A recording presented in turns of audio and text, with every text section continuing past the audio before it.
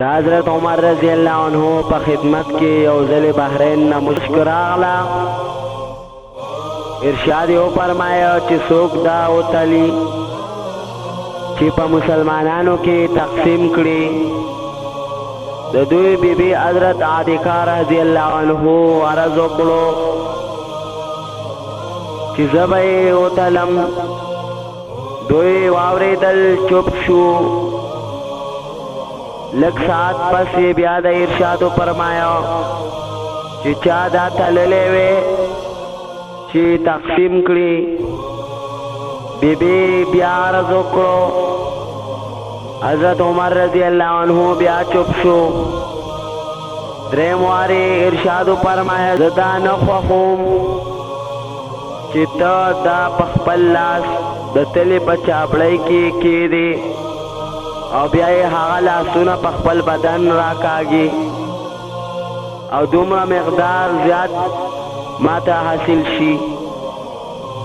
دا کامل احتیاط او خپل ځان د تهمت د ځای نه بچ کولو. کني څوک چې تلي د هغې لاسونه پرې د هغه لاسونه پورې به خو خامخا لګي. د دې په جایز کېدو کې هیڅ شک نه و. خو بیا هم حضرت عمر رضی الله عنه د خپل بیبي دپاره دا خوښ نه کړه. حضرت عمر بن عبدالعزیز رحمت اللہ علیہ فرمائی چې ورته عمر ثانی هم وایي. د هغه په زمانه کې یو ځلې د مشک تللی شو نو هغوی خپله پوزه پټه کړه او ارشاد یې وفرمایه چې د مشکو پیدا خوشبویي بویل دي.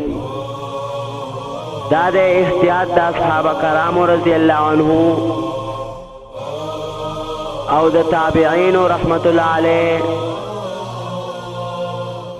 او زمونږ د مشرانو